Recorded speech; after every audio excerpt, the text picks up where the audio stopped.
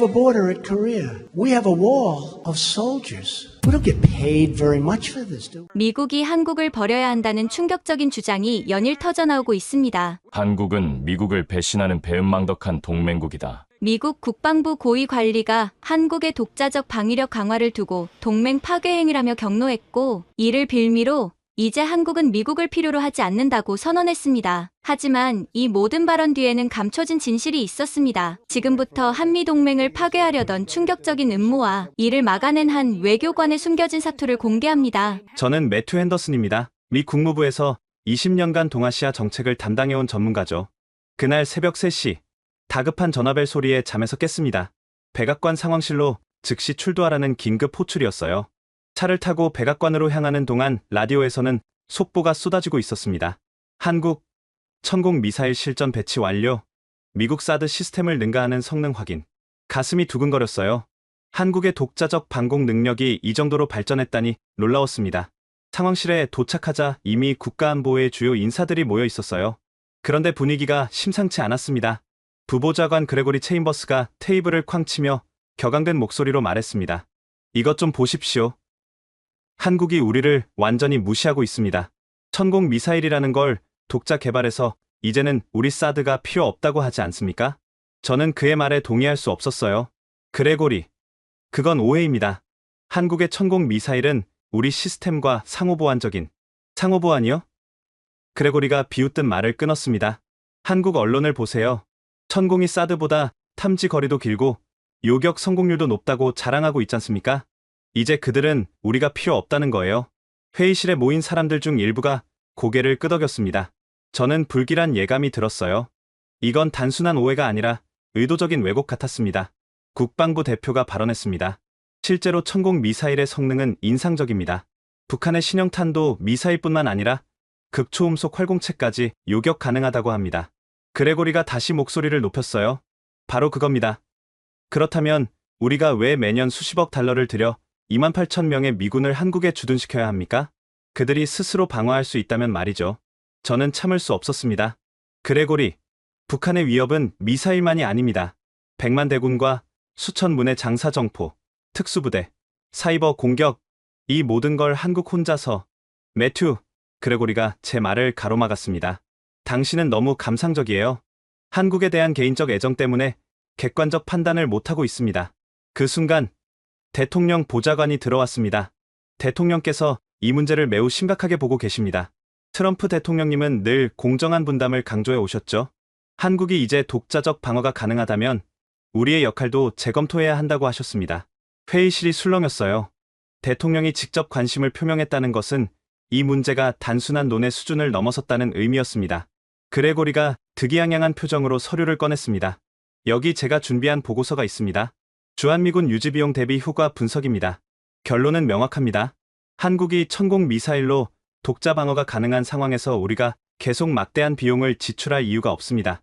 저는 그 보고서를 훑어봤는데 수치가 이상했어요. 비용은 과장되어 있고 한미 동맹의 전략적 가치는 의도적으로 축소되어 있었습니다. 이 데이터는 편향되어 있습니다. 제가 지적했지만 그레고리는 코웃음을 쳤어요. 편향이라고요? 숫자는 거짓말을 하지 않습니다. 매튜, 당신이야말로 현실을 직시해야 해요. 새벽 5시가 되자 회의는 일단 정회되었습니다. 하지만 저는 집으로 돌아가면서도 계속 불안했어요. 그레고리의 주장이 얼마나 위험한지 너무도 잘 알고 있었습니다. 한미동맹은 단순한 비용 계산으로 평가할 수 없는 전략적 자산인데 그가 의도적으로 왜곡하고 있다는 게 분명했어요. 집에 도착하자마자 저는 한국 전문가들에게 연락을 취했습니다. 천공 미사일의 실제 의미와 한국 정부의 입장을 정확히 파악해야 했어요. 하지만 그때는 몰랐습니다. 이것이 단순한 정책 논쟁이 아니라 한미 동맹을 뿌리째 흔들 거대한 음모의 시작이었다는 것을. 다음날 아침, 저는 평소보다 일찍 국무부에 출근했습니다. 그레고리의 보고서를 제대로 분석해야 했어요. 하지만 사무실에 들어서자마자 예상치 못한 광경이 펼쳐졌습니다. 제 책상 위에 빨간색 기밀 봉투가 놓여 있었던 거죠. 봉투를 열어보니 충격적인 내용이 담겨 있었습니다. 한국이 천공 미사일 기술을 중국과 러시아에 판매하려 한다는 첩보 보고서였어요. 하지만 뭔가 이상했습니다. 출처가 불분명하고 근거도 빈약했죠. 제가 의구심을 품고 있을 때 그레고리가 제 사무실로 들어왔습니다. 아, 매튜. 그 보고서 봤군요. 충격적이지 않습니까? 그레고리, 이 정보의 출처가 뭡니까? 신뢰할 만한 겁니까? 그는 미소를 지었어요. CIA 동아시아 부서에서 입수한 겁니다. 한국이 얼마나 이중적인지 보여주는 증거죠. 우리 기술로 만든 무기 체계를 기반으로 독자 개발한 다음 이제는 우리의 적에게 팔려고 한다니 저는 즉시 반박했습니다. 한국이 미국 기술을 기반으로? 천공 미사일은 한국이 독자적으로 개발한 겁니다. 그들의 연구 개발 과정을 무시하는 건?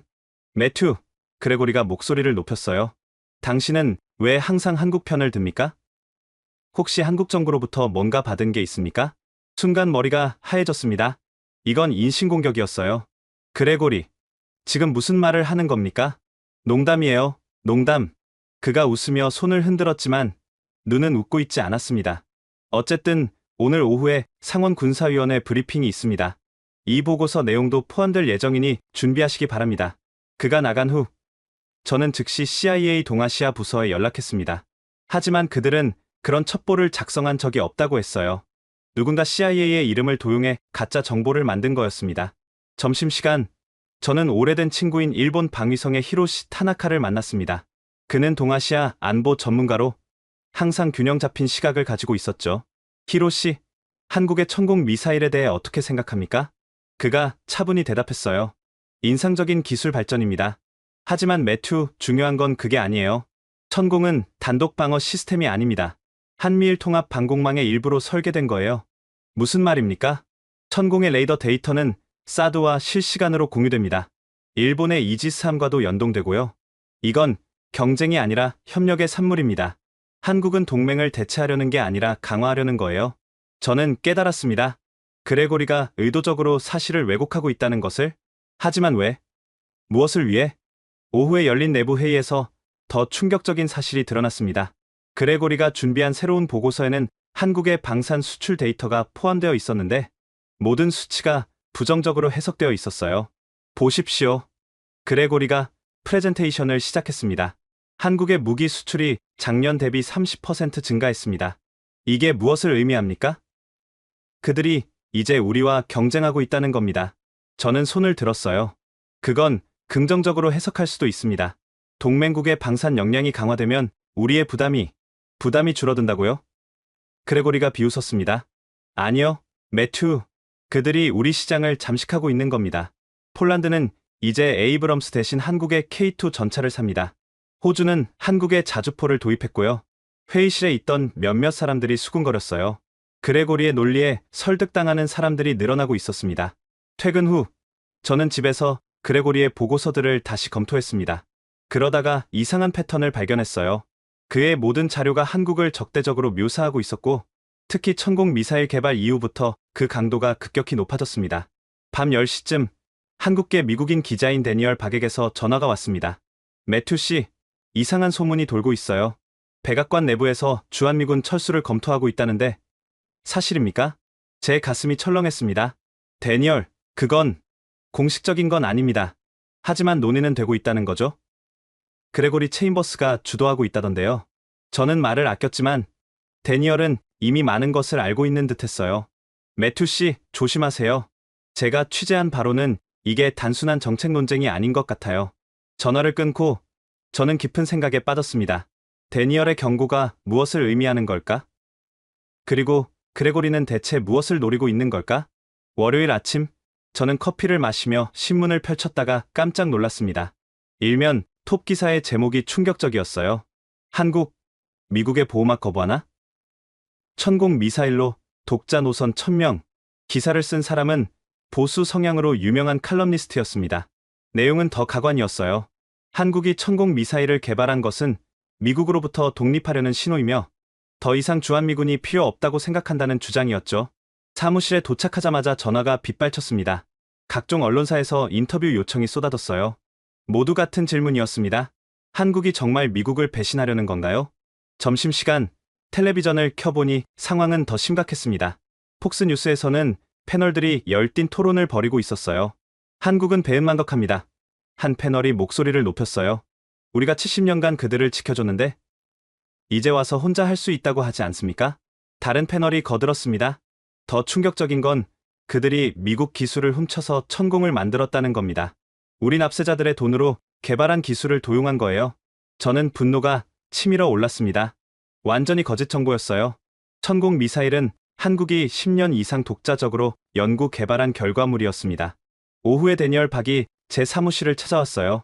그의 표정이 심각했습니다. 매튜 씨, 이상한 일이 벌어지고 있어요. 여러 보수 매체들이 동시에 같은 논조의 기사를 쏟아내고 있습니다. 마치 누군가 조직적으로 여론을 조작하는 것 같아요. 저는 그레고리를 떠올렸습니다. 데니얼, 혹시 그레고리 체인버스와 언론의 연결고리를 찾을 수 있습니까? 이미 조사 중입니다. 그런데 매튜 씨, 트위터 보셨어요? 데니얼이 스마트폰을 보여줬습니다. 샵 한국 배신, 샵 주한미군 철수 같은 해시태그가 트렌드에 올라 있었어요. 수천 개의 계정들이 같은 메시지를 반복하고 있었습니다. 이건 보십니다. 데니얼이 설명했어요. 누군가 의도적으로 여론을 조작하고 있어요. 그것도 매우 전문적으로. 그때 비서가 급히 들어왔습니다. 핸더슨 차관보님, 백악관에서 긴급 호출입니다. 대통령께서 직접 브리핑을 받으시겠다고 합니다.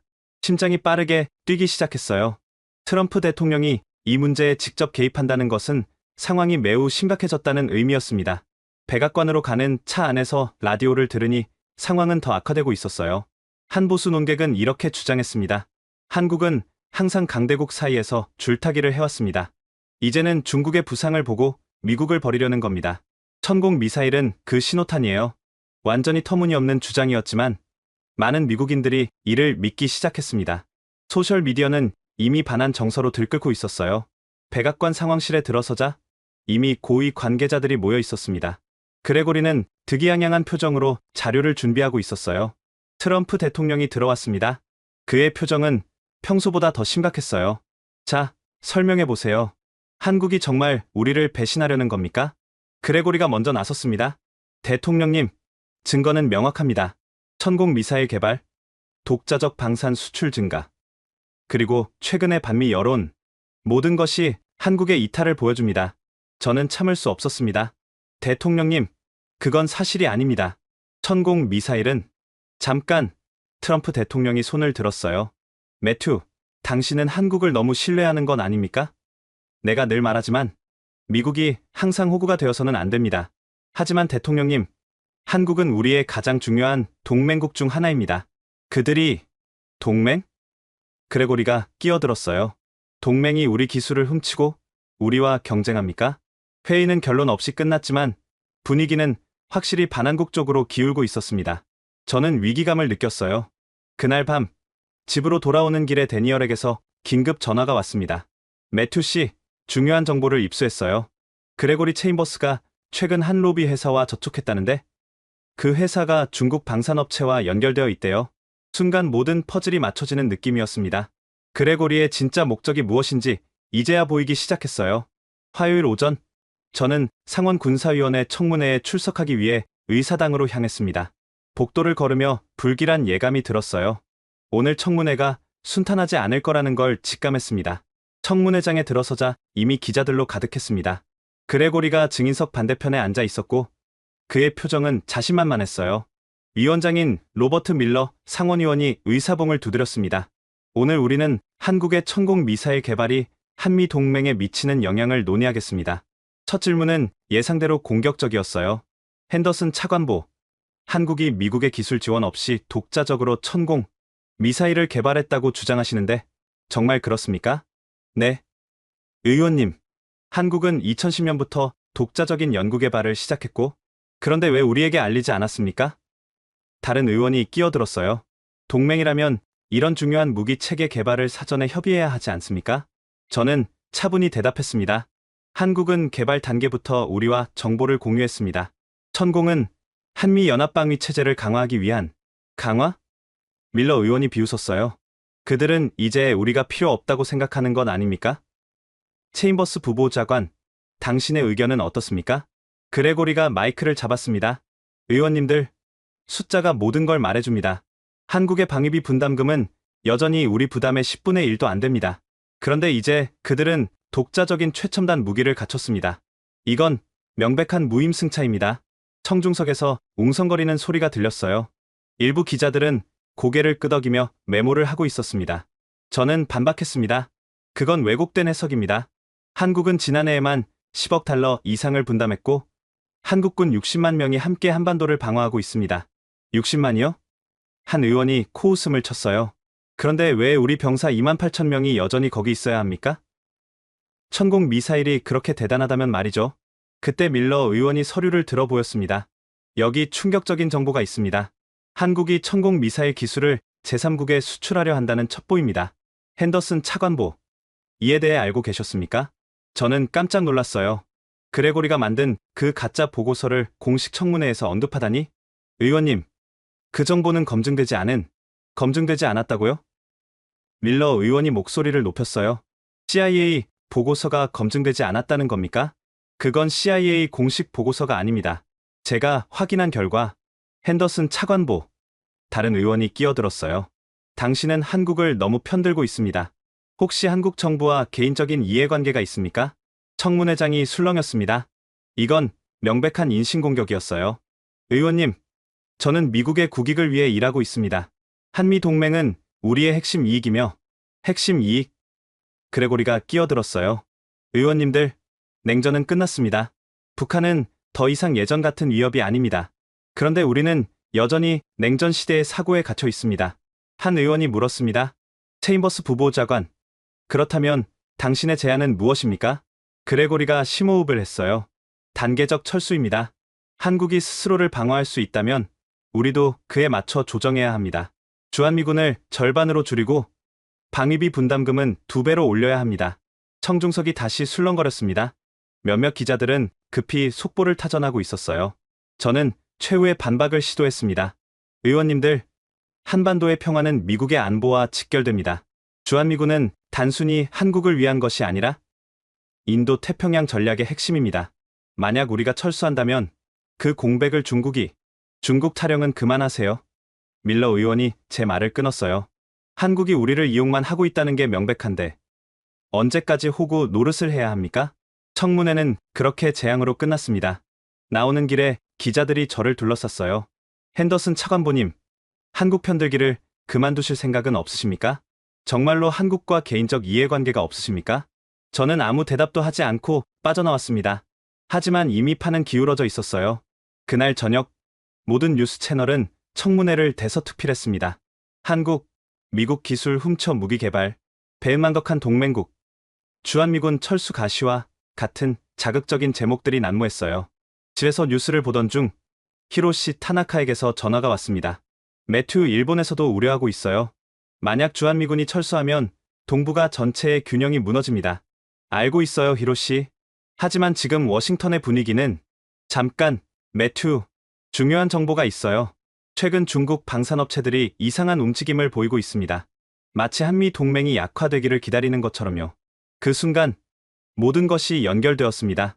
그레고리의 배후에 누가 있는지 이제 확실해졌어요. 청문회 다음 날, 저는 아침 일찍 사무실에 도착했습니다. 책상 위에는 또 다른 빨간 봉투가 놓여 있었어요. 하지만 이번엔 달랐습니다.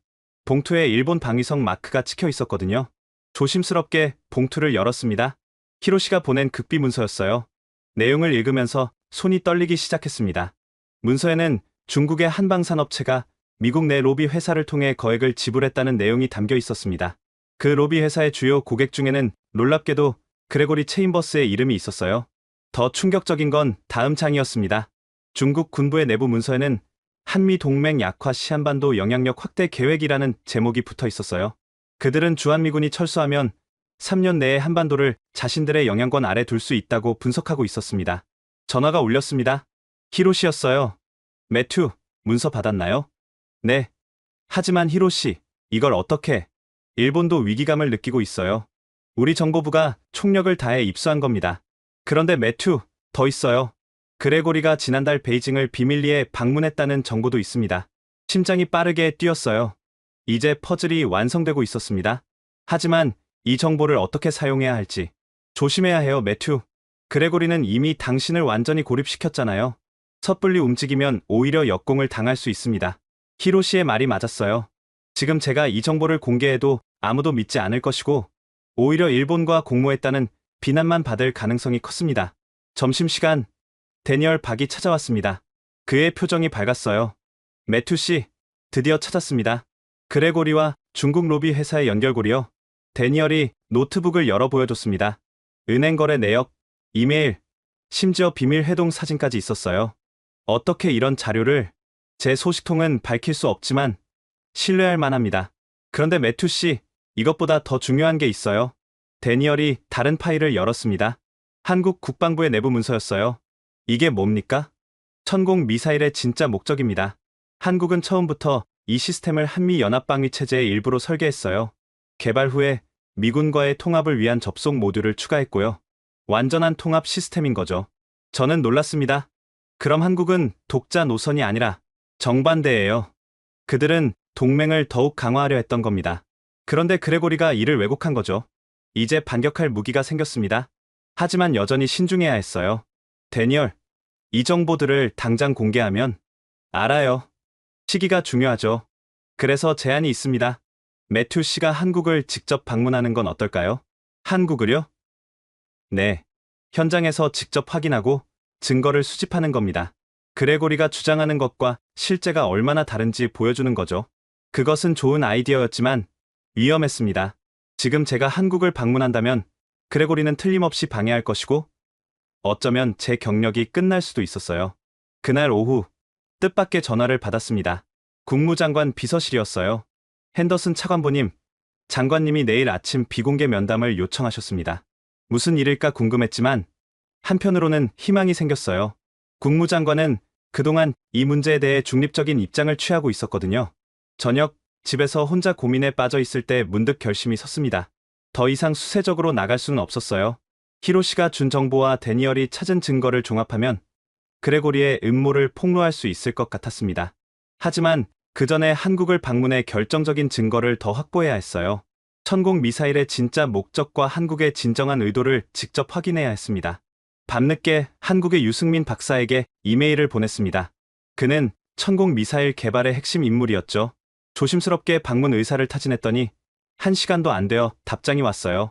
핸더슨 차관보님, 환영합니다. 우리가 보여드릴 게 많습니다. 진실은 반드시 밝혀질 것입니다. 이제 주사위는 던져졌습니다. 내일 국무장관을 만난 후 저는 한국으로 떠날 것입니다. 그레고리와의 전면전이 시작되는 거죠. 국무장관과의 면담은 예상외로 진행되었습니다. 장관은 저를 보자마자 단도직입적으로 말했어요. 매튜, 자네가 오를 수도 있네. 한국을 직접 가서 확인해보게. 단, 비공식적으로. 그레고리가 눈치채면 안 돼. 저는 놀랐습니다. 장관님이 절 믿어주신다는 건가요? 믿는 게 아니라 확인하고 싶은 거야. 이 상황이 뭔가 이상하다는 건 나도 느끼고 있거든. 일주일 시간을 줄 테니 확실한 증거를 가져오게. 이틀 후 저는 도쿄를 경유해 서울에 도착했습니다. 공식 일정이 아니었기에 조용히 움직여야 했어요. 공항에는 유승민 박사가 직접 마중 나와 있었습니다. 핸더슨 차관보님, 먼 길 오셨습니다. 바로 보여드릴 게 있어요. 차는 경기도 안흥에 있는 국방과학연구소로 향했습니다. 이동하면서 유 박사가 충격적인 이야기를 들려줬어요. 사실 우리도 미국 내 상황을 주시하고 있었습니다. 그레고리 체인버스의 주장이 얼마나 왜곡되었는지 잘 알고 있어요. 천공 미사일은 처음부터 한미 동맹을 위해 개발된 겁니다. 연구소에 도착하자 삼엄한 보안 검색을 거쳤습니다. 지하 상황실로 들어가니 거대한 스크린에 각종 데이터가 표시되고 있었어요. 이것 좀 보세요. 유 박사가 화면을 가리켰습니다. 천공 미사일의 핵심 시스템입니다. 여기 보이는 게 뭔지 아십니까? 화면에는 복잡한 네트워크 다이어그램이 있었어요. 자세히 보니 천공, 사드, 그리고 일본의 이지스 시스템이 하나로 연결되어 있었습니다. 통합 방공망이군요. 정확합니다. 천공은 단독으로는 의미가 없어요. 사드의 레이더 데이터를 받아야 최대 성능을 발휘합니다. 그리고 여기, 이 코드를 보세요. 유 박사가 다른 화면을 띄웠습니다. 거기에는 USFK 프라이어리티 액세스라는 문구가 보였어요. 미군 우선 접속 권한입니다. 유사시 주한미군 사령관이 천공 시스템을 직접 통제할 수 있어요. 이게 독자 노선입니까? 저는 할 말을 잃었습니다. 이것은 그레고리의 주장과 정반대였어요. 다음으로 방문한 곳은 천공 미사일 생산 시설이었습니다. 거대한 공장 내부를 둘러보며 유 박사가 설명을 이어갔어요. 우리가 천공을 개발한 이유는 간단합니다. 북한의 미사일 기술이 급속도로 발전하고 있어요. 사드만으로는 한계가 있습니다. 그래서 상호보완적인 시스템을 만든 거죠. 그런데 왜 이런 사실을 적극적으로 알리지 않았습니까? 유 박사가 씁쓸하게 웃었어요. 안보 문제는 조용히 처리하는 게 최선이라고 생각했습니다. 그런데 이렇게 왜곡될 줄은 몰랐어요. 오후에는 국방부로 이동했습니다. 박서윤 대령이 브리핑을 준비하고 있었어요. 핸더슨 차관보님, 현재 한반도 주변 상황을 보여드리겠습니다. 대형 스크린에 동북아 지도가 떴습니다. 북한, 중국, 러시아의 군사 배치가 실시간으로 표시되고 있었어요. 지난 6개월간 북한은 미사일 발사를 30번 했습니다. 중국은 서해에서 대규모 훈련을 6번, 러시아는 동해에서 폭격기를 25번 출격시켰어요. 숫자를 들으니 상황의 심각성이 실감났습니다. 이런 상황에서 주한미군이 철수한다면? 박 대령의 표정이 어두워졌어요. 시뮬레이션 결과를 보여드리죠. 화면이 바뀌었습니다. 한반도 전체가 붉은색으로 변하기 시작했어요. 주한미군 없이 우리 단독으로 방어할 경우 72시간 내에 수도권 방어선이 무너집니다. 천공 미사일이 아무리 뛰어나도 지상군 없이는 한계가 있어요. 저는 깊은 한숨을 쉬었습니다. 그레고리가 얼마나 위험한 주장을 하고 있는지 명확해졌어요. 저녁에는 비공식 만찬이 있었습니다. 한국 국방부 고위 관계자들이 참석했어요. 정현우 차관이 진지하게 말했습니다. 핸더슨 차관보님, 우리는 미국과의 동맹을 생명처럼 여깁니다.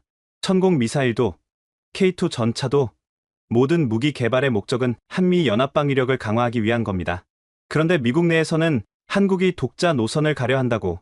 그건 완전한 오해입니다. 아니, 누군가 의도적으로 왜곡하고 있는 거겠죠? 우리는 미국 없이는 생존할 수 없다는 걸 누구보다 잘 알고 있습니다. 식사 후 박 대령이 저에게 USB를 건넸습니다. 이 안에 모든 자료가 있습니다. 천공 미사일의 설계도, 한미 통합 운용 매뉴얼, 그리고 그레고리 체인버스가 관심 가질 만한 특별한 정보도 있어요. 특별한 정보요? 중국이 한반도 상황을 어떻게 보고 있는지에 대한 우리 정보부의 분석입니다. 그들은 주한미군 철수를 간절히 바라고 있어요. 다음날 아침, 저는 판문점으로 향했습니다. 비무장지대에 서서 북쪽을 바라보니 많은 생각이 들었어요. 70년간 유지되어 온 이 평화가 얼마나 연약한 것인지, 그리고 그것을 지키기 위해 얼마나 많은 노력이 필요한지. 주한미군 기지도 방문했습니다. 한미 장병들이 함께 훈련하는 모습을 보며 가슴이 뭉클했어요. 이들이야말로 진정한 동맹의 증거였습니다. 미팅룸에서 윌리엄 스콧 사령관을 만났습니다. 핸더슨 차관보님, 워싱턴의 상황을 듣고 있습니다. 매우 우려스럽습니다. 사령관님이 보시기에 주한미군 철수는 재앙입니다. 단순히 한국만의 문제가 아니에요. 일본, 대만, 그리고 전체 인도 태평양 지역의 안보가 무너질 겁니다. 돌아가는 길에 유 박사가 물었어요. 이제 어떻게 하실 겁니까? 싸워야죠. 진실을 위해서. 한국을 떠나는 날, 인천공항에서 데니얼의 전화를 받았습니다. 매튜 씨, 큰일입니다. 그레고리가 당신의 한국 방문을 알아냈어요. 이미 언론에 흘리고 있습니다. 핸더슨, 무단으로 한국 방문, 국익 배신 의혹, 이런 식으로요. 전쟁이 시작된 것입니다. 하지만 이제 저에게는 진실이라는 무기가 있었어요. 미국으로 돌아오는 비행기 안에서 박 대령이 준 USB의 내용을 다시 살펴봤습니다. 그 중에서도 가장 충격적인 것은 북중러 삼각협력에 관한 정보였어요. 문서에 따르면 지난 1년간 북한, 중국, 러시아는 군사협력을 급속도로 강화하고 있었습니다. 특히 주목할 점은 이들이 포스트 주한미군 시나리오를 공동으로 연구하고 있다는 거였어요. 워싱턴에 도착하자마자 공항은 기자들로 가득했습니다. 핸더슨 차관보님, 무단 한국 방문의 목적이 뭡니까? 한국 정부로부터 뇌물을 받았다는 의혹에 대해 해명하세요. 저는 침묵을 지키며 빠져나왔습니다. 지금은 언론과 싸울 때가 아니었어요. 다음날 아침, 국무부에 출근하니 분위기가 싸늘했습니다.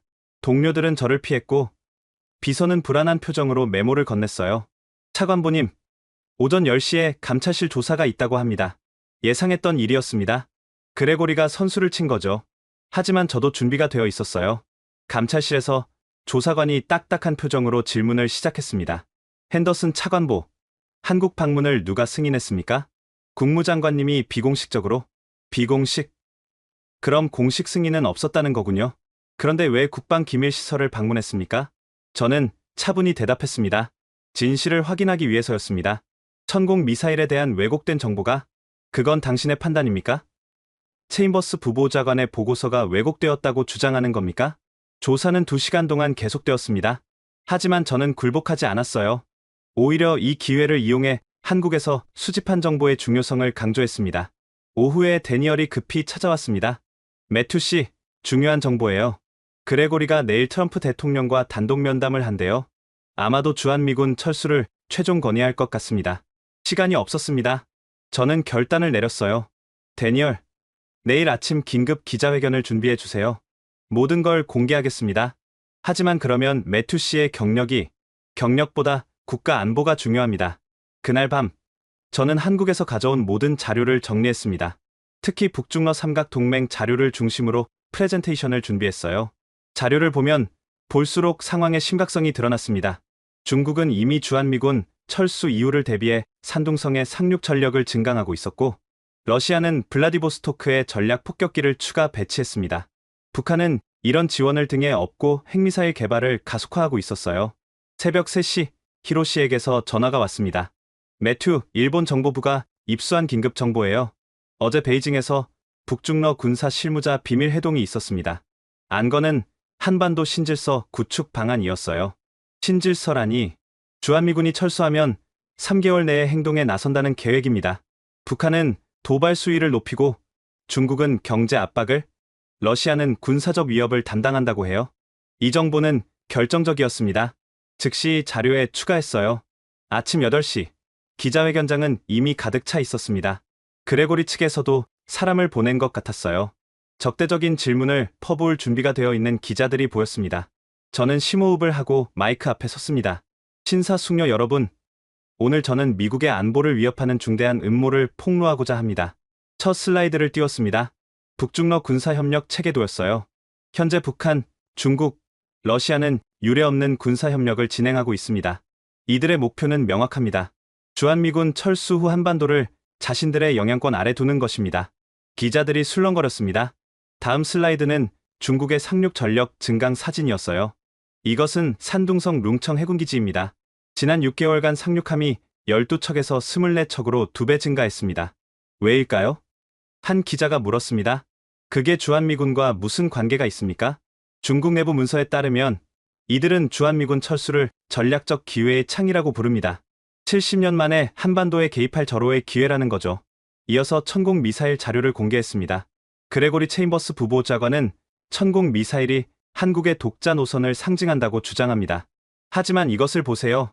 화면에 천공 사드 통합 운용 시스템이 나타났습니다. 천공은 개발 후 미군과의 통합을 위한 접속 모듈이 추가되었습니다. 심지어 주한미군 사령관이 비상시 전체 시스템을 통제할 수 있어요. 이게 독자 노선입니까? 그때 그레고리 측 기자가 공격적으로 질문했습니다. 핸더슨 차관보, 그 자료를 한국 정부에서 받았습니까? 외국 정부의 프로파간다를 그대로 믿는 겁니까? 저는 침착하게 대답했습니다. 이 자료의 일부는 일본 방위성에서도 확인했습니다. 그리고 USB에서 다른 파일을 열었습니다. 그레고리와 중국 로비 회사의 연결 증거였어요.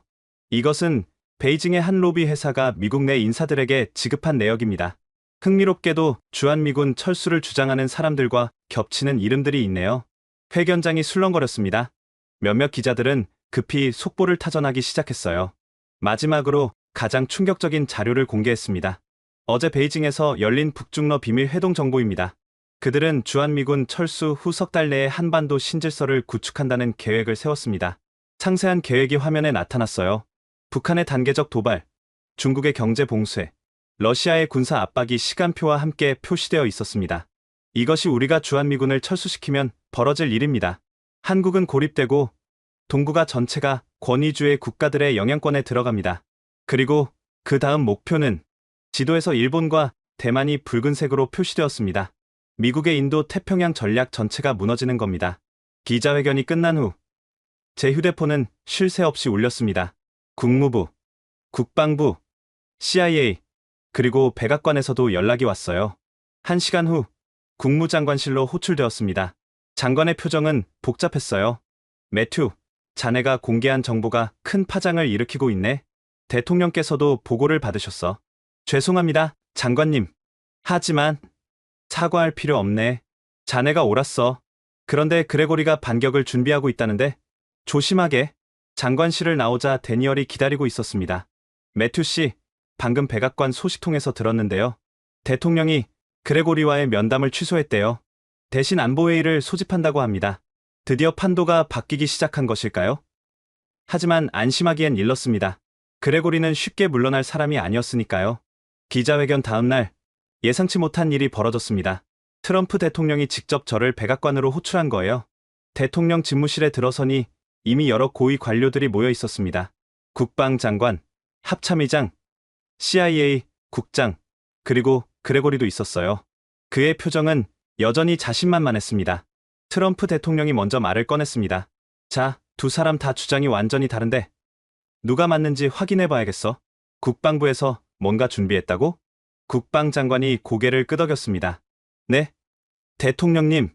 펜타곤에서 주한미군 철수 시뮬레이션을 준비했습니다. 가장 정확한 데이터로 검증해 보겠습니다. 1시간 후, 우리는 펜타곤 지하의 전쟁 시뮬레이션 센터에 모였습니다. 거대한 스크린이 사방을 둘러싸고 있었고 수십 명의 분석관들이 대기하고 있었어요. 시뮬레이션 담당 준장이 브리핑을 시작했습니다. 두 가지 시나리오를 비교하겠습니다. 첫 번째는 현재 상태 유지, 두 번째는 주한미군 완전 철수 상황입니다. 첫 번째 시뮬레이션이 시작되었습니다. 북한이 서울을 향해 미사일을 발사하는 가상 상황이었어요. 탐지부터 요격까지 보겠습니다. T+3초, 미군 조기경보 위성이 발사를 탐지합니다. T+15초, 주한미군 사드 레이더가 추적 시작. T+20초, 한국군 천공 시스템과 데이터 공유. 화면에서 한미연합 방공망이 완벽하게 작동하는 모습이 보였습니다. T+45초, 천공이 1차 요격, 실패 시 T+60초, 사드가 2차 요격, 성공률 98%. 다음은 지상전 시나리오였습니다. 북한군 10만 명이 비무장지대를 돌파한다고 가정합니다. 한미연합군은 즉각 대응, 미 2사단과 한국군 기계화 부대가 합동방어선 구축, 공군력은 미 공군 F-35와 한국 공군 F-15의 협동작전. 결과는 명확했습니다. 사흘 내에 북한군 진격 저지, 일주일 내 반격 작전으로 원상회복이었어요. 이제 두 번째 시나리오 차례였습니다. 주한미군이 없는 상황이었죠. 같은 미사일 공격 상황입니다. 하지만 이번엔 미군 조기경보 자산이 없습니다. 한국군 레이더만으로는 탐지가 T+25초로 늦어집니다. 화면이 붉게 변했습니다. 요격 기회가 한 번뿐입니다. 천공만으로는 다탄두 미사일이나 기만체를 구별하기 어렵습니다. 성공률 70%로 하락. 더 충격적인 건 지상전이었습니다. 미군 정보 자산 부재로 북한군 집결을 사전 탐지 실패. 기습 효과로 24시간 내 북한군 30km 남아 미 공군력 없이 한국 공군만으로는 제공권 확보 불가. 시뮬레이션은 계속되었습니다. 72시간 내 서울 북방 방어선 붕괴, 일주일 내 한강 이북 상실이라는 결과가 나왔어요. 그런데 여기서 끝이 아니었습니다. 이제 중국과 러시아 변수를 추가합니다. 준장이 새로운 시나리오를 시작했어요. D+7일, 중국이 유엔 안보리에서 즉각 정전을 요구합니다. 동시에 서해에 항모전단 파견, 러시아도 동해에 함대 전개, 지도에 중국과 러시아 해군이 표시되었습니다. D+11, 중국이 인도적 지원을 명목으로 북한에 진입할 것을 통보, 사실상 군사 개입 신호입니다. 미군이 없는 상황에서 한국은 선택지가 없습니다. 트럼프 대통령의 표정이 점점 굳어졌습니다. D+21, 중국의 중재로 정전협정 체결. 하지만 조건이 있습니다. 한국의 무장 해제와 중립화, 사실상 핀란드화입니다. 그레고리가 반박하려 했지만 준장이 계속했습니다. 이건 우리가 아니라 중국 국방대학의 시나리오를 입수한 겁니다. 그들은 이미 이런 계획을 세워놨어요. 이어서 경제 시뮬레이션도 진행되었습니다. 주한미군 철수 발표 즉시 한국 증시 30% 폭락, 원화 가치 40% 하락 예상, 외국 자본 대규모, 이탈로 아시아 금융위기 재현 가능성. CIA 국장이 추가 브리핑을 했습니다. 정보 측면도 심각합니다. 현재 북한 관련 정보의 70%가 주한미군 자산에서 나옵니다. 이게 사라지면 우리는 북한을 제대로 볼 수 없게 됩니다. 시뮬레이션이 끝나자 회의실은 조용해졌습니다. 그레고리조차 할 말을 잃은 듯했어요. 트럼프 대통령이 먼저 입을 열었습니다. 이게 정말 정확한 겁니까? 합참의장이 대답했습니다. 대통령님, 오히려 보수적으로 평가한 겁니다. 실제로는 더 빠르고 나쁘게 진행될 수 있습니다. 그럼 우리가 철수하면 한국은 1년 내에 중국의 영향권에 들어갑니다. 그리고 다음은 일본과 대만 차례가 될 겁니다. 트럼프 대통령이 그레고리를 바라봤습니다. 체인버스, 이래도 철수를 주장하겠나? 그레고리는 당황한 표정으로 더듬거렸습니다. 하지만 대통령님, 비용 문제가... 비용? 트럼프가 목소리를 높였어요. 방금 봤잖아. 우리가 떠나면 중국이 들어온다고. 그게 더 큰 비용 아닌가? 국방장관이 추가 자료를 제시했습니다. 대통령님, 주한미군 주둔 비용은 연간 40억 달러입니다. 하지만 중국이 한반도를 장악하면 우리는 일본 방어를 위해 최소 200억 달러를 추가로 써야 합니다. 저는 이 기회를 놓치지 않았습니다. 대통령님, 한국은 이미 방위비의 50% 이상을 부담하고 있습니다. 그리고 천공 미사일처럼 자체 방어력도 키우고 있죠. 이들은 무임승차자가 아니라 파트너입니다. 트럼프 대통령이 한참 생각하더니 말했습니다. 알겠네.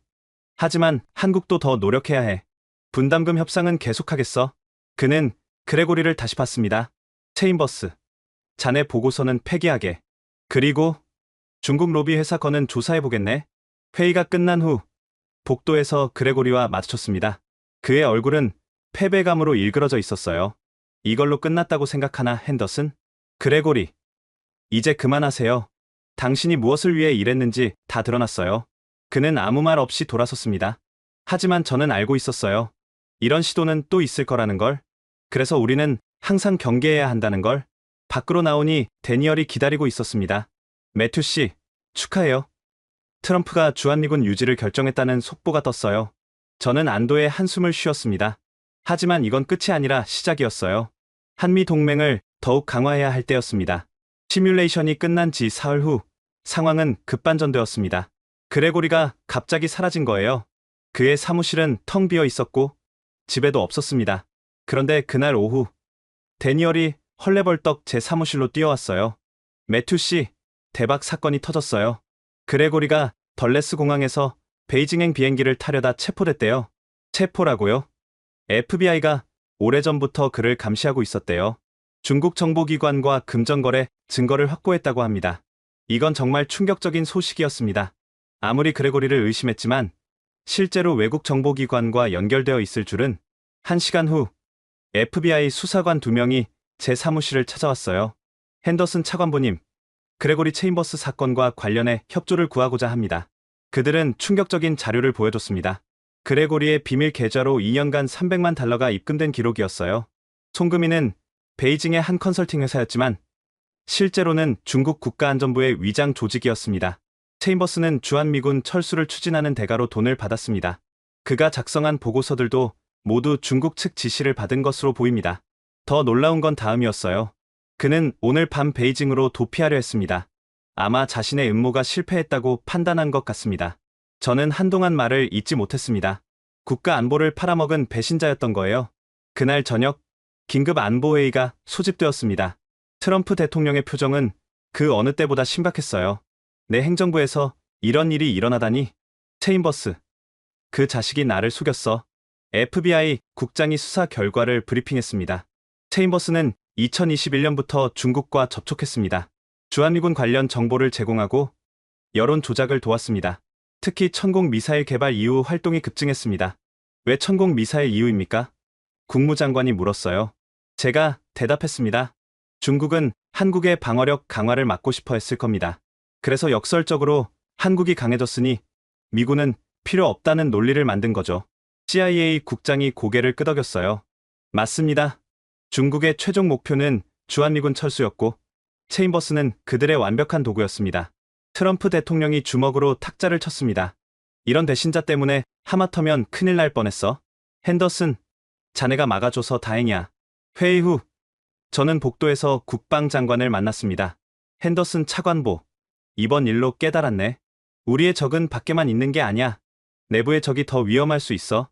다음날 아침 언론은 이 사건으로 난리가 났습니다. 백악관 고위 관료, 중국 스파이였다. 주한미군 철수 음모의 진실 같은 헤드라인이 일면을 장식했어요. 그레고리를 옹호했던 언론인들과 정치인들은 황급히 입장을 바꿨습니다. 특히 그와 함께 주한미군 철수를 주장했던 상원의원들은 발뺌하기 바빴어요. 점심때 데니얼을 만났습니다. 그는 특종을 잡은 기자답게 들떠 있었어요. 매튜 씨, 이제 진실이 밝혀졌네요. 그런데 한 가지 궁금한 게 있어요. 처음부터 그레고리를 의심했나요? 완전히는 아니었어요. 하지만 그의 주장이 너무 일방적이고 시기도 이상했죠. 특히 천공 미사일 개발 직후 갑자기 공격적으로 변한 게 그게 중국의 지시였군요. 이제 와서 보니 모든 게 맞아떨어져요. 중국은 한국의 방어력 강화를 두려워했고, 그래서 역설적인 전략을 쓴 거죠. 그때 휴대폰이 울렸습니다. 한국의 유승민 박사였어요. 핸더슨 차관보님, 뉴스 봤습니다. 정말 다행이에요. 한국 정부에서도 안도하고 있습니다. 유 박사님, 이제 오해가 풀렸으니 협력을 더 강화해야겠습니다. 물론이죠. 사실 저희도 준비한 게 있어요. 천공 미사일 시스템을 미군과 완전히 통합하는 계획입니다. 조만간 발표할 예정이에요. 전화를 끊고 저는 창밖을 바라봤습니다. 워싱턴의 봄은 아름다웠어요. 마치 한미 동맹에도 새로운 봄이 온 것 같았습니다. 오후에 백악관에서 연락이 왔습니다. 대통령이 저를 다시 보자고 했어요. 집무실에 들어가니 트럼프 대통령이 웃으며 맞아줬습니다. 핸더슨, 자네 덕분에 큰 재앙을 막았어. 어떻게 보답해야 할까? 대통령님, 보답은 필요 없습니다. 다만 한 가지 제안이 있습니다. 뭔가? 한미 동맹을 재정의할 때입니다. 단순한 보호자 피보호자 관계가 아니라 진정한 파트너십으로요. 한국의 천공 미사일이 보여준 것처럼 그들도 충분한 능력이 있습니다. 대통령이 고개를 끄덕였어요. 좋아. 구체적인 계획을 만들어 보게. 아, 그리고 자네, 국무부 동아시아 담당 차관으로 승진이야. 축하하네. 저는 깊이 감사 인사를 했습니다. 하지만 진짜 기쁜 건 승진이 아니라 한미 동맹의 미래가 밝아졌다는 거였어요. 그레고리가 체포된 지 일주일 후 상황은 더욱 극적으로 전개되었습니다. FBI가 그의 집에서 압수한 자료들 중에 충격적인 계획서가 발견된 거예요. 그날 아침 FBI 부국장이 직접 제 사무실을 찾아왔습니다. 핸더슨 차관, 이걸 보셔야 할 것 같습니다. 그가 건넨 파일을 열어보니 손이 떨렸어요. 동북아 신질서 구축 로드맵이라는 제목의 문서였습니다. 중국어와 영어로 병기되어 있었죠. 문서의 내용은 소름 끼쳤습니다. 3단계로 나뉘어 있었는데 1단계는 여론 조작을 통한 한미 갈등 조성, 2단계는 주한미군 단계적 철수, 3단계는 중국 주도의 지역 안보 체제 구축이었어요. 이건 완전한 침략 계획이네요. 더 충격적인 건 이겁니다. 부국장이 다른 문서를 보여줬어요. 그레고리는 단독이 아니었습니다. 워싱턴에 최소 5명 이상의 협력자가 있었던 것으로 보입니다. 리스트에는 의외의 이름들이 있었어요. 언론인, 싱크탱크 연구원, 심지어 다른 정부 부처 관리들도 있었습니다. 이들을 모두 조사하고 있습니까? 물론입니다. 하지만 핸더슨 차관, 더 시급한 문제가 있습니다. 중국이 플랜 B를 가동했다는 정보가 있어요.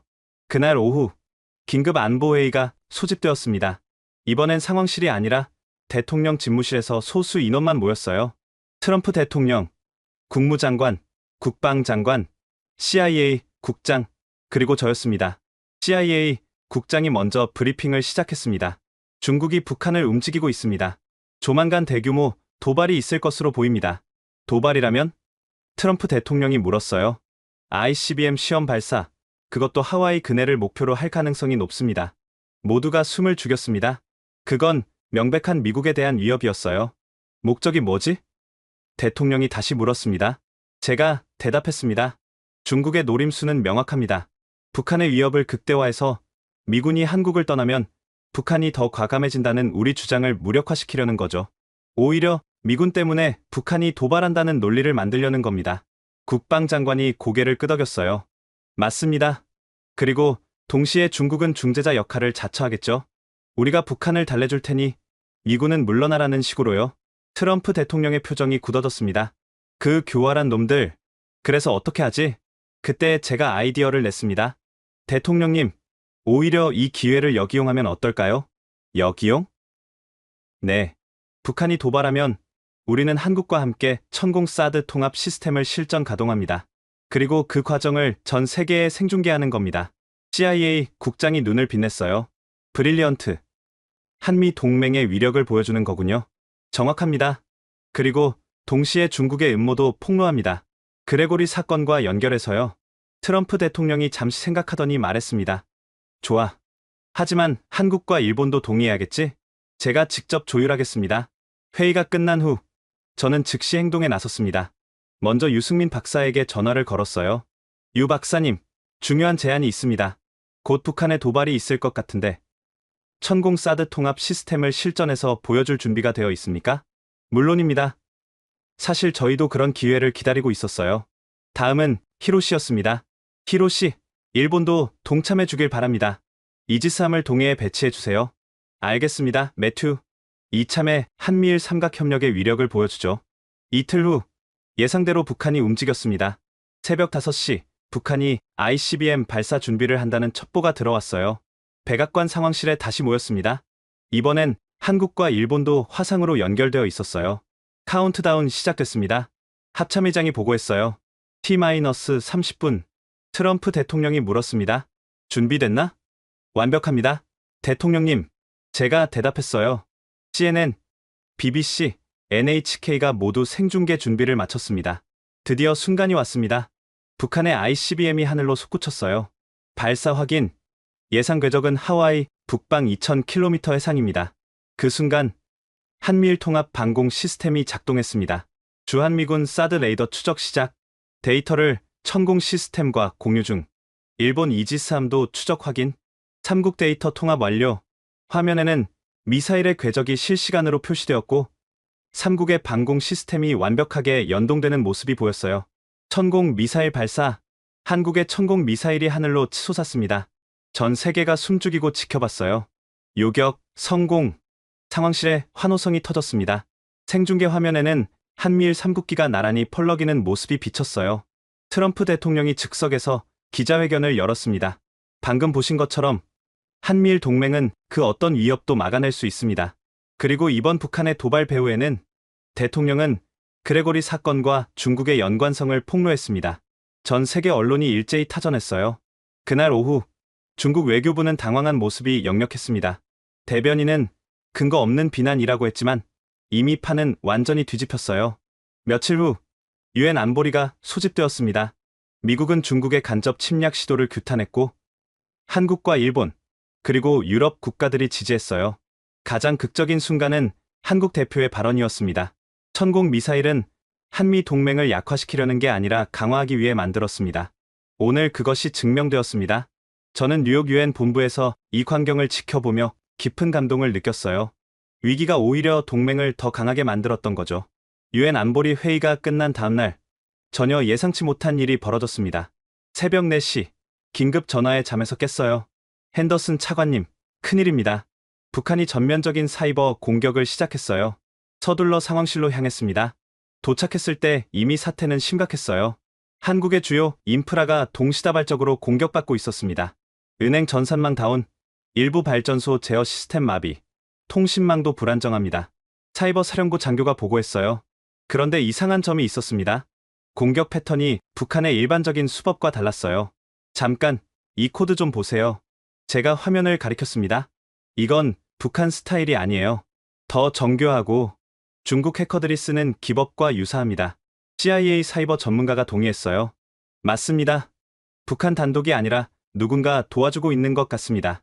상황이 급박하게 돌아갔습니다. 한국 정부는 비상사태를 선포했고 주한미군도 최고 경계태세에 들어갔어요.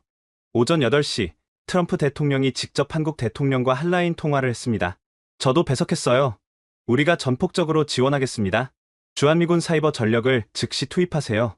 한국 대통령의 목소리가 스피커를 통해 들렸습니다. 감사합니다. 트럼프 대통령님. 하지만 이번 공격은 단순한 사이버전이 아닌 것 같습니다. 무슨 의미입니까? 북한군이 비무장지대에서 이상 움직임을 보이고 있습니다. 사이버 공격으로 혼란을 일으킨 후 군사 도발을 할 가능성이 있어요. 트럼프 대통령이 제게 눈짓을 했습니다. 제가 물었어요. 한국 측의 방어 준비는 어떻습니까? 천공 미사일 시스템은 정상 작동 중입니다. 다행히 군사 네트워크는 분리되어 있어서 피해가 없어요. 하지만 민간 혼란이 심각합니다. 통화가 끝난 후 긴급 대책 회의가 열렸습니다. 국방장관이 제안했어요. 즉시 증원군을 파견해야 합니다. 하지만 국무장관은 신중했습니다. 잠깐, 이것이 함정일 수도 있어요. 우리가 과잉 대응하면 오히려 중국이 미국의 호전성 운운하며 개인 명분을 만들 겁니다. 저는 제3의 방안을 제시했습니다. 사이버 대응에 집중하는 게 어떨까요? 한미 사이버 전력을 통합 운용해서 공격을 막고 역추적해서 배후를 밝히는 겁니다. 트럼프 대통령이 고개를 끄덕였어요. 좋아. 그렇게 하자. 다음 24시간은 전쟁과도 같았습니다. 한미 사이버 전사들이 힘을 합쳐 북한과 그 배후 세력의 공격을 막아냈어요. 특히 인상적이었던 건 한국의 사이버 전력이었습니다. 그들의 실력은 우리 예상을 훨씬 뛰어넘었어요. 한국 화이트 해커들이 공격 경로를 역추적하는 데 성공했습니다. 화면에 복잡한 네트워크 지도가 나타났어요. 공격의 상당 부분이 북한을 거쳐 중국 동북부에서 시작된 것이 명확했습니다. 확실한 증거네요. 중국이 북한을 도구로 사용하고 있어요. 그런데 그때 더 놀라운 발견이 있었습니다. 잠깐, 이 IP 주소, 그레고리 체인버스가 접속했던 중국 서버와 같은 곳입니다. 퍼즐이 맞춰지는 순간이었어요. 이 모든 것이 하나의 거대한 작전이었던 거죠. 주한미군 철수 공작이 실패하자 플랜 B로 사이버 공격과 군사 도발을 동시에 진행한 겁니다. 오후 3시경 반격의 기회가 왔습니다. 한국 사이버 사령부가 적의 지휘 통제 서버를 찾아낸 거예요. 역공격 준비 완료했습니다. 대통령님의 승인만 있으면 트럼프 대통령이 단호하게 말했습니다. 승인한다. 그들에게 교훈을 줘야 해. 한미 연합 사이버 공격이 시작되었습니다. 목표는 북한과 중국 해커 조직의 인프라를 무력화하는 것이었어요. 30분 만에 결과가 나왔습니다. 적 서버 다운. 북한의 사이버 공격 능력 80% 무력화 성공. 하지만 진짜 하이라이트는 그 다음이었어요. 우리가 확보한 적 서버에서 엄청난 자료가 나왔거든요. 대통령님, 이걸 보십시오. 중국 인민해방군 사이버 부대의 작전 명령서입니다. 북한을 활용한 한미 동맹 약화 작전이라고 명시되어 있어요. 트럼프 대통령의 눈이 번뜩였습니다. 이거다. 전 세계에 공개하라. 1시간 후 백악관 대변인이 긴급 기자회견을 열었습니다. 중국의 사이버 공격 개입 증거를 낱낱이 공개했어요. 국제사회의 반응은 폭발적이었습니다. 유럽연합, 나토, 그리고 인도 태평양 국가들이 일제히 중국을 규탄했어요. 가장 결정적인 순간은 그날 저녁이었습니다. 한국 대통령이 대국민 담화를 발표했는데 그 내용이 전 세계를 놀라게 했어요. 오늘 우리는 한미 동맹의 진정한 힘을 보여줬습니다. 천공 미사일로 하늘을 지키고 사이버 협력으로 디지털 영토를 수호했습니다. 대한민국은 미국과 함께 자유민주주의를 지켜나갈 것입니다. 그리고 마지막에 폭탄 선언이 있었어요. 우리는 주한미군과의 협력을 더욱 강화하기 위해 천공 미사일 기술의 일부를 미국과 공유하기로 결정했습니다. 이것은 완전한 게임 체인저였습니다. 한국이 단순한 피보호국이 아니라 기술을 제공하는 대등한 파트너임을 선언한 거죠. 워싱턴으로 돌아온 후 저는 깊은 감동에 빠졌습니다. 위기가 오히려 한미 동맹을 새로운 차원으로 끌어올린 거예요. 사이버 공격 사건이 마무리된 지 한 달 후 워싱턴에서 역사적인 한미 정상회담이 열렸습니다. 저는 실무 책임자로 준비에 참여했어요. 회담 전날 유승민 박사가 미국에 도착했습니다. 그는 특별한 선물을 가져왔어요. 핸더슨 차관님, 이것이 약속했던 천공 미사일 기술 공유 패키지입니다. USB에는 천공의 핵심 기술 중 일부가 담겨 있었습니다. 특히 다탄두 식별 알고리즘은 미국도 탐내던 기술이었어요. 이 정도로 공유해도 괜찮습니까? 유 박사가 미소 지었어요. 한미 동맹은 일방적인 관계가 아니잖아요. 이제는 서로 주고받는 진정한 파트너가 되어야 합니다. 정상회담 당일 백악관은 축제 분위기였습니다. 양국 정상이 만났을 때 트럼프 대통령이 먼저 말했어요. 한국의 사이버 대응 능력에 깊은 인상을 받았습니다. 우리도 배울 점이 많더군요. 한국 대통령이 답했습니다. 미국의 즉각적인 지원이 없었다면 불가능했을 겁니다. 이것이 바로 동맹의 힘이죠. 회담에서는 놀라운 합의들이 이뤄졌습니다. 첫째, 천공 사드 통합 시스템을 아시아 전역으로 확대하기로 했어요. 일본, 호주까지 포함하는 다층 방어망을 구축하는 거죠. 둘째, 한미 사이버 안보 센터를 서울과 워싱턴에 동시 설립하기로 했습니다. 셋째, 가장 파격적인 건 한국이 차세대 무기 개발에 공동 참여한다는 것이었어요. 공동 기자회견에서 트럼프 대통령이 선언했습니다. 한국은 더 이상 단순한 동맹국이 아닙니다. 기술 파트너이자 전략적 동반자입니다. 한국 대통령도 화답했어요. 우리는 받기만 하는 나라가 아닙니다. 이제는 미국과 함께 인도 태평양의 평화를 지키는 핵심 축이 되겠습니다. 언론의 반응은 열광적이었습니다. 동맹의 진화, 한미 관계 이점형 같은 헤드라인이 넘쳐났어요.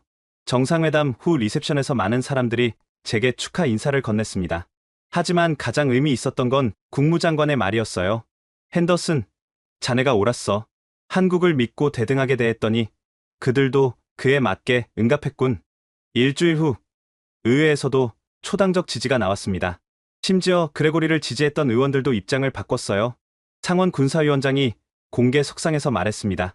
한국의 기술력과 의지를 과소평가했던 것을 인정합니다. 이제 우리는 진정한 윈윈 관계를 만들어가야 합니다. 가장 극적인 변화는 여론이었어요. 처음엔 왜 우리가 한국을 지켜야 하나라던 미국인들이 이제는 한국 같은 동맹이 있어서 다행이라고 말하기 시작했습니다. 폭스뉴스의 한 앵커는 이렇게 말했어요. 천공 미사일과 사이버 대응에서 본 한국의 능력은 놀라웠습니다.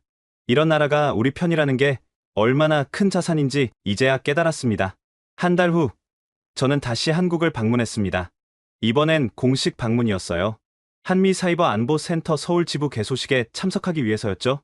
행사장에서 박서윤 대령을 다시 만났습니다. 이제 그녀는 준장으로 진급해 있었어요. 핸더슨 차관님, 그때 보여드렸던 시뮬레이션 기억하시죠? 주한미군 없이는 72시간도 버티기 힘들다고 했던. 물론 기억합니다. 이제는 달라졌어요. 천공 사드 통합 시스템과 사이버 협력으로 우리의 방어력이 2배는 강해졌습니다. 물론 여전히 미군이 필요하지만 이제는 대등한 파트너로서요. 저는 깊이 공감했습니다. 진정한 동맹이란 이런 것이었어요. 개소식에서 양국 관계자들이 모인 가운데 저는 짧은 연설을 했습니다. 몇 달 전 우리는 위기에 직면했습니다. 누군가는 한미 동맹을 갈라놓으려 했고 우리 내부에도 의구심이 있었죠. 하지만 진짜 위협 앞에서 우리는 하나가 되었습니다. 그리고 깨달았습니다. 따로 있을 때보다 함께할 때 훨씬 강하다는 것을. 청중들의 박수가 이어졌어요. 천공과 사드, 한국의 창과 미국의 방패가 하나가 되었습니다. 사이버 공간에서도 마찬가지입니다. 이것이 미래의 동맹의 모습입니다. 서로의 강점을 합쳐 시너지를 만드는 것. 행사가 끝난 후 유승민 박사와 함께 한강을 걸었습니다. 핸더슨 차관님, 이 모든 게 꿈만 같아요. 불과 몇 달 전만 해도 동맹이 깨질 위기였는데 위기가 기회가 된 거죠. 그레고리의 음모가 오히려 우리를 더 단단하게 만들었어요. 해질녘 한강의 풍경은 평화로웠습니다. 하지만 우리는 알고 있었어요. 이 평화를 지키기 위해 얼마나 많은 노력이 필요한지를. 워싱턴으로 돌아가는 비행기 안에서 저는 지난 몇 달을 되돌아봤습니다. 그레고리의 배신, 중국의 음모, 북한의 도발. 하지만 우리는 이겨냈어요. 그리고 더 강해졌죠. 이제 한미 동맹은 새로운 장을 열었습니다. 보호자와 피보호자가 아닌 진정한 파트너로서의 새로운 시작이었어요. 석 달이 지난 지금 저는 국무부 동아시아 담당 차관실에서 이 모든 일을 회고하고 있습니다. 창밖으로 보이는 워싱턴의 여름은 뜨겁지만 한미 관계는 그 어느 때보다 든든합니다. 어제는 천공 사드 통합 시스템이 태평양 전역으로 확대되었다는 보고를 받았어요. 이제 하와이부터 일본, 한국, 호주까지 하나의 방어망으로 연결된 거죠. 그레고리는 현재 연방교도소에서 20년형을 살고 있습니다. 그의 협력자들도 대부분 기소되었어요. 중국은 여전히 관련을 부인하지만 국제사회의 압박으로 예전 같은 노골적인 공작은 하지 못하고 있습니다. 가장 놀라운 변화는 미국 내 인식입니다. 최근 여론조사에서 미국인의 89%가 한국을 신뢰할 수 있는 동맹으로 꼽았어요. 1년 전 53%에서 크게 상승한 수치죠. 지난주에는 한국의 방산업체들이 미국에 합작 공장을 세운다는 발표가 있었습니다. 일자리 10,000개가 생긴다고 하니 트럼프 대통령도 매우 만족스러워했어요. 데니얼 박은 그레고리 사건 특종으로 퓰리처상을 받았습니다. 시상식에서 그는 이렇게 말했어요. 진실을 지키려는 사람들이 있는 한 거짓은 결코 승리할 수 없습니다. 히로시는 이제 일본 방위성 차관이 되었습니다. 한미일 삼각협력은 그의 주도로 더욱 강화되고 있어요. 유승민 박사는 한미 공동 개발하는 차세대 방공 시스템의 한국 측 책임자가 되었습니다. 천공투라고 불리는 이 시스템은 극초음속 미사일도 요격할 수 있다고 합니다. 어제 받은 이메일에서 박서윤 장군은 이렇게 썼습니다. 덕분에 한미 동맹이 새로운 시대를 열었습니다. 이제 우리는 함께 만들어가는 미래를 꿈꿀 수 있게 되었어요. 돌이켜보면 그레고리의 음모는 역설적으로 한미 동맹을 더욱 단단하게 만든 계기가 되었습니다. 위기 속에서 서로의 진정한 가치를 발견했고 신뢰는 더욱 깊어졌죠.